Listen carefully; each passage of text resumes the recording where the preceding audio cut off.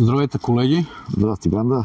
Да се представяме първо, защото това ще го гледат много колеги, които не ни познават. Аз съм Киро, това е Краси, ние сме от Националния таксиметров синдикат. Целта за какво сме тук?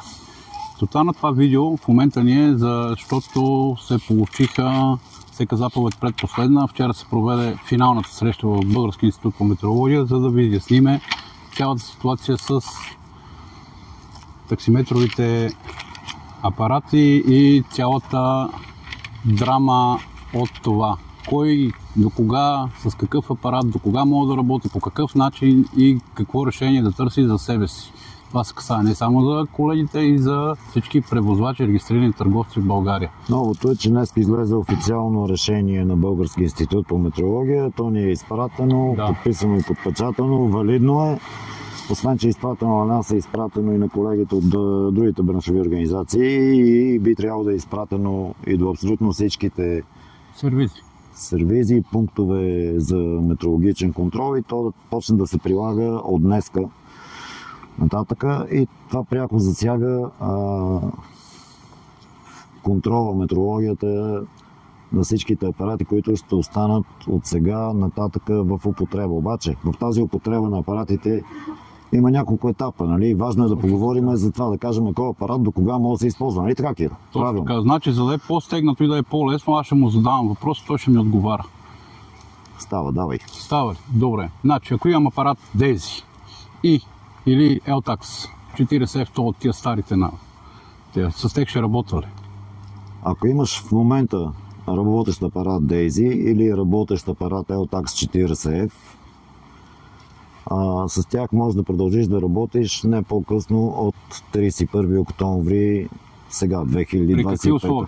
Защо можеш да продължиш само до 31 октомври? Защото тези апарати нямат възможност и прекратиха участието си на пазара за таксиметрови апарати и те няма да продължат да съществуват в такситата. Не развиха съответно функционалност да покажат цени в двете валути, както изисква закона за въвеждане на еврото, и след 31 октомври, когато става задължително таксиметровите апарати да показват цена в лева и евро, тези два модела не го могат и отпадат. Значи, Демек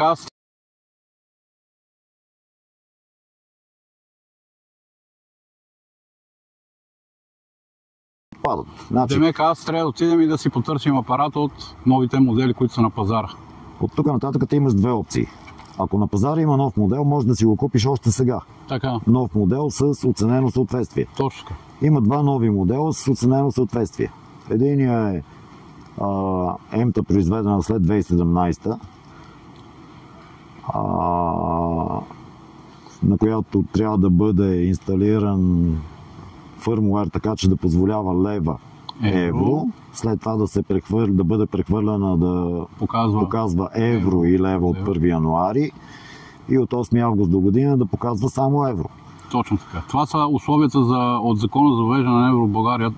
Тоест ти трябва да си купиш нова ЕМТА, която да има оценено съответствие, така, да отговаря контролната и сума на това, което е в сертификат, да се увериш, че контролната сума, че този апарат наистина отговаря на изискванията и че може да ги покаже двете валути в съответните срокове, които са определени с закона за въвеждане на еврото.